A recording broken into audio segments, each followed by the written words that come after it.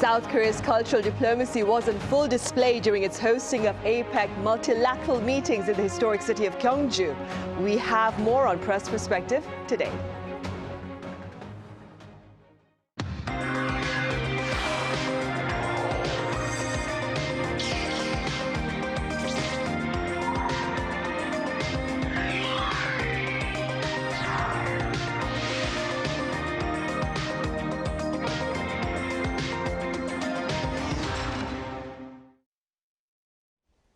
Hello and welcome to yet another edition of Press Perspective. It's Wednesday, November 5th here in Seoul. I'm Min Sunhee.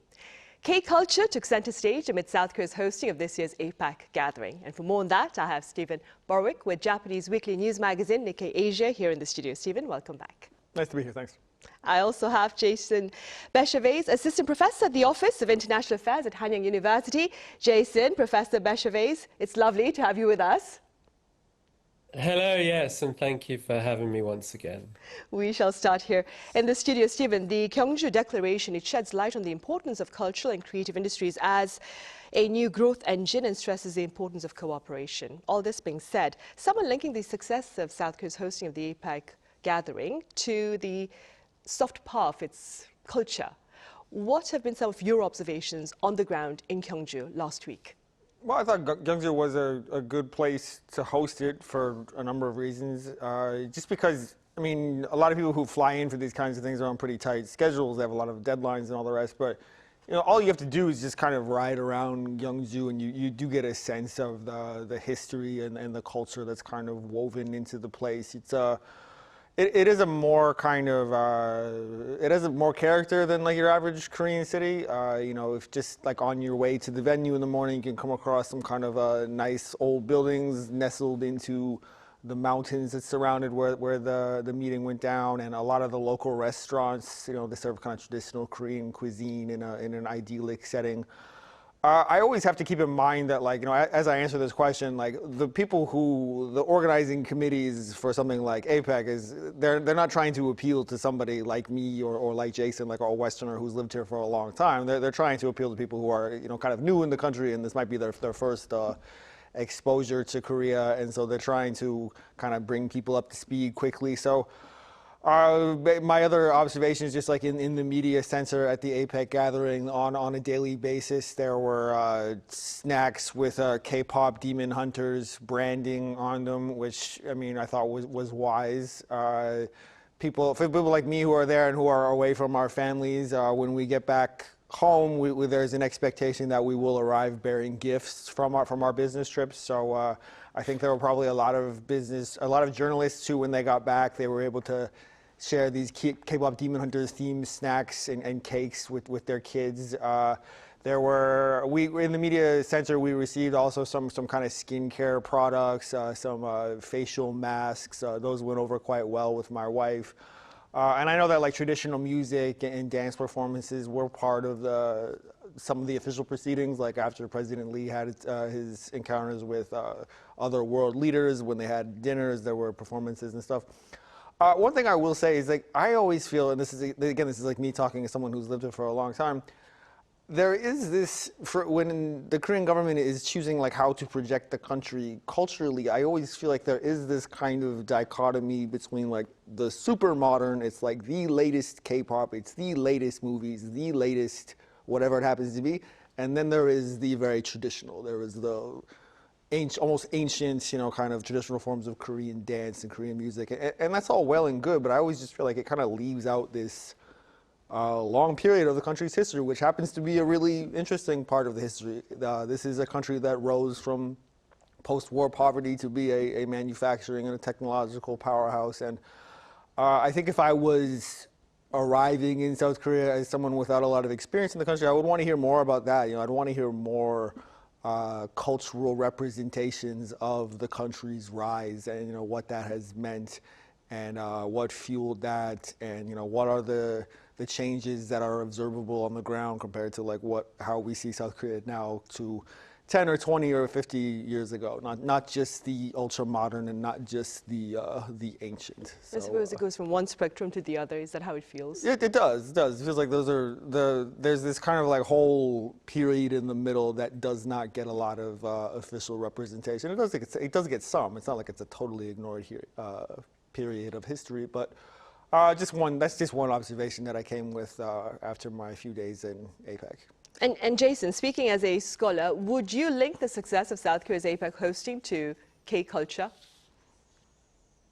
Oh, absolutely. And it was, very much front and center, APEC. I wasn't there down in Gyeongju as much as I'd love to have been there. But yeah, you had significant talent there. You got G-Dragon who performed. There was Chaune who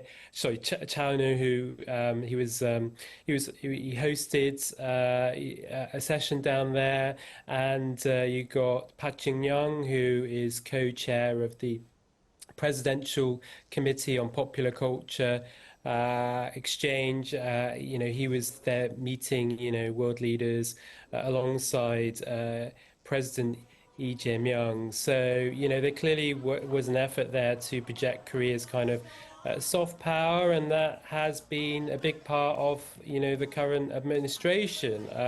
I think they're trying to seek, to become, in that top 5 cultural powers of the world in terms of culture industry. They're seeking 50 trillion won worth of exports by 2030, I think. And, there's been frequent mention of the cultural industry, from the administration. I think President Lee Jae-myung was at Arirang, talking about K-pop demon hunters. And it makes sense. It makes total sense, given, how popular the cultural industry is. I see it here every day, teaching students from all over the world. And it's great to see, Korea following, countries like the UK that punch above their weight when it comes to culture, and that was very much evident, I think, down in Gyeongju this year. Right. Steven, I'd like to expand on something you touched upon earlier. Quite a number of K-beauty and food products received renewed global attention thanks to the interest by the foreign delegates to the APEC forum. Could you walk us through some of that?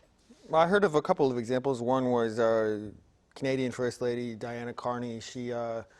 I believe she left the country with a kind of list of recommendations for must-buys from Olive Young, the ubiquitous Korean retail chain. What would you call Olive Young? Is it a drugstore? Is it a beauty store? I mean, I guess it's a drugstore. They do have medicine and personal care items and things like that. But yeah, it's a place that I think a lot of foreign visitors to Korea are definitely drawn to. And the other one was White House Press Secretary Karen Leavitt. She I think it was an Instagram story. She posted a shot of a bunch of different beauty products that she had picked up while she was here. I mean, that's inevitable. I think we hear a lot about the wonders of Korean skincare. I gotta admit, I'm not really able to talk about the individual purchases that Ms. Leavitt made, and I've never used any of these things, so I don't really know just exactly what her customer satisfaction will be. But there were others. There was getting into food. There was NVIDIA CEO Jensen Huang was photographed having a kind of informal business meeting, enjoying fried chicken and beer with some South Korean business titans. Right near where the media center let out, there was this kind of, I thought it was a wisely placed, it was kind of a Korean food square, and they had all these food trucks that had instant noodles and a number of other things. One of the things on offer there were, one of the Korean major chains was providing samples of fried chicken, so you could get hungry journalists leaving the press room and going to get their shuttle buses at night, and I enjoyed some pretty tasty wings as a late night snack a couple times. That was good. And more and more, I think when people get the cultural value of this is that people go home and they tell their friends and acquaintances at home of the things that they experience in Korea, and I think it has a kind of a trickle down effect. And staying with food, Steven, I understand that Korea's ramyeon, it's also receiving renewed attention by the foreign media. Yeah, I think that's in the movie K-pop Demon Hunters, I don't know if the specific, I got to admit, I've still not seen the movie, but the ramyeon is a kind of a magic power in this, in that before these musicians go on stage, they eat these instant noodles, and it maybe has some kind of talismanic power for them. I mean, I think there's a lot of reasons why instant noodles are increasing in popularity nowadays. They provide an inexpensive and a convenient option. I mean, for people who are pressed for time, or people who are watching their budgets very carefully, all you need is some hot water and you can put this together. And I think the increased demand for these products is leaving a lot of companies to get even more creative in terms of like the amount of the different kinds of flavor that they use. I mean, we were getting this in APEC, the free samples of this tumba sauce noodles, and there was some of the same companies were providing samples of like instant kimchi fried rice and things like that. So, I guess just the question is, like, we've seen such growth in the ramen sector over the past several years, decade or so. I wonder how sustainable this is, or if we're going to reach a kind of market saturation, but time will tell. I'm interested to see how these companies will continue to experiment and like how they will try to meet the rising demand and try to keep it going with innovation and with more kind of creative applications of flavors and textures. Yeah, for sure. Creative flavors, for sure. Jason, moving forward, Bloomberg recently published an article titled "The K in K-pop is already silent, and that's okay." What is the gist of this article, and what are your thoughts? Yeah, no, interesting. I mean, there's clearly a running theme of kind of internationalization of the K-content industry.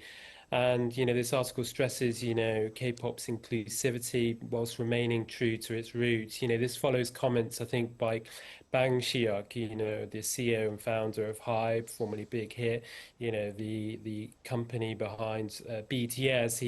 He wanted to lose the K in K-pop. And, we're seeing groups, that some feature Korean members, but also, non-Korean members, Cat's Eye, and, there's also Dear Alice as well, which is actually a K-pop group full of, boys from the from the UK. So, clearly we're entering a new phase, and I think K-pop is K-content, it's big enough now. It's not niche. It's no longer niche. It's big enough to incorporate, global elements, and it doesn't need, that K branding, so to speak, to further elevate it.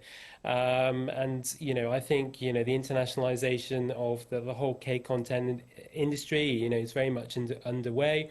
I think K-pop is actually ahead, perhaps, of other areas of the industry because, like I said, you've got a lot of kind of non-Korean members part of the group.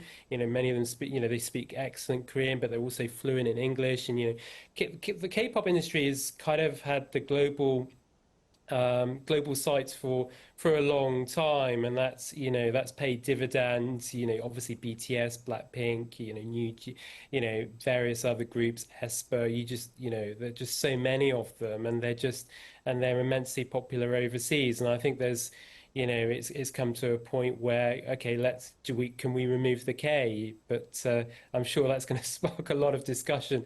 But I do talk to students, and there is concern that if you when K-pop groups sing in English, perhaps they're not as appealing. And so I think that's something an area of debate that will no doubt continue going ahead. All right then, Jason, so that's with regard to the K in K-pop. What about the K in K-dramas and K-movies, Jason? Okay, yeah, with regards to movies, I think this week, actually, we've got a couple of films which are international co-productions, which I do really think underscore where the industry is at right now. We've got Begonia, which is not a Korean film. This is a movie featuring, Emma Stone, directed by the Greek filmmaker Yorgos Lanthimos. But it's a remake of a South Korean film by Jang Jo-won's Save the Green Planet. And it's co-produced by CJ E&M, the company behind the original. So that's an international co-production. CJ, they're very much center of the K-content industry. And they have been pivoting towards global projects for some time now. And so that's out this week. And there's also a film called Leaving Mum, which is a South Korean Vietnam international co-production, and that's done really well in Vietnam. And so we're curious to see how well that does here. You know, Korean content is, I mean, it's been targeting certain markets. It was targeting China for some time. Then it was Southeast Asia, you know, Vietnam, Indonesia, and you know, there's a lot of international co-productions going on. And yeah, I think we're seeing the fruition of that now. Of course, K-pop Demon Hunters is an American film, but obviously features a lot of Korean elements and Korean talent. There's also you know, streaming content. So, I mean, K-pop Demon Hunters is streaming content. I'm talking about dramas, you know, Tempest, which features Jun Ji-yeon and Kang Dong-won, along with many kind of non-Korean actors. There was Butterfly as well, which is set in Korea, starring Daniel Dae-kim, along with, you know, many local talents. And yeah, I mean, there's just so many examples of like these kind of international co-productions, and I think that's, you know, what we're going to see more of. This Romantics Anonymous, which is a Netflix series, a co-production between Japan and South Korea. So it's not just the United States, it's Japan, it's Vietnam, it's all over the place. And so that's a really interesting trend going on. And speaking of films as well, I think another development is animations. Animations are huge in the Korean market right now, especially Japanese anime, I mean, I'm not just, I mean, K-pop Demon Hunters is obviously a Korean, well, American animation, but we're also seeing Japanese anime proving quite popular in the local market. Like Demon Slayer, you know, sold several million tickets. And, you know, I think 5 of the top 10 films a couple of weekends ago were animation. 3 were Japanese anime, 2 were local Korean film, local animation films. And, you know, Bong Joon-ho's new next movie is an animation. You know, Nija 2 generated $2 billion. This is a Chinese animation generated $2 billion in China. So this is a wider trend, but, you know, it's one to look out for going ahead. Right, and speaking about China, Stephen, the summit between the leaders of South Korea and China has further raised hopes for the full return of K-culture on Chinese stages. What has been the media coverage regarding this particular reality? I think the media coverage has been highlighting that, as you say, these are still just hopes. President Lee and Xi Jinping had a very cordial summit, and they said all the right things, but there has not been, to my knowledge, there's not been like a formal or any real sign that this is going all the way back to normal. And that might just be kind of the way that China does business. I mean, it's not like there was ever a formal declaration that this ban existed in the first place. It was always something that was a little on a kind of de facto basis, or something that was implied or something that was understood. But I thought there was there was an article in the Hanyang University written by a close Sunbae of mine who I thought had some really interesting reporting and some interesting analysis. Just this article quotes an analyst who argues that the cultural ban started as something that was a retaliation for South Korea deciding to deploy this U.S.-led missile defense system called THAAD. But over the years, it's kind of taken on a different shape, a different purpose. And this expert argues that now the Chinese authorities have come to kind of see this as useful for other reasons. They see it as a way of shielding the Chinese market from the very powerful influence of South Korean cultural goods. And that they could want to do that for any number of reasons. They could want to do that because it's just a kind of protectionist measure that might make it a little bit easier for Chinese filmmakers or Chinese music artists to carve out their own niche within the Chinese market and kind of in a way that governments have always done, and South Korea doesn't do quite so much anymore, but have laws that exist to ward off space for the, I'm from Canada, there's Canadian cultural content laws. If you're on TV or on radio, there has to be a certain minimum amount of Canadian content. This cultural ban, or this de facto ban, has come to, have a little bit of that kind of protectionist character. And then there's also, we need to just understand the nature, the kind of authoritarian nature of the Chinese government, and that they may also see this as a way of protecting youth from, kind of pernicious outside influences, or, more kind of individualistic or whatever it might have you. Specifically, this analyst quoted in this article says that it might the influence of K-culture might inspire young people to kind of like form their own K-culture clubs or like form their own groups or kind of like form, you know, civil society organizations that exist outside of the traditional power structure in China. And so I thought that was interesting. I mean, time will tell. I mean, I wonder if ties between South Korea and China, there's a number of things that they have to work out. I actually wrote an article just about this yesterday. There's still, China has still not formally lifted sanctions on South Korea's Hanwha Ocean. Just at APEC, I mean, I thought it was really interesting that when President Lee was in his meeting with Trump, when he was requesting permission to build nuclear-powered submarines, he specifically said that this would allow his country to more effectively track Chinese and North Korean submarines and thereby take some of the burden off of the U.S. military in East Asia. And then just a couple of days later, he was meeting with Xi, and he was, you know, doing his best to project his country as a partner of the Chinese state. So, as always, interesting times. Right, it is.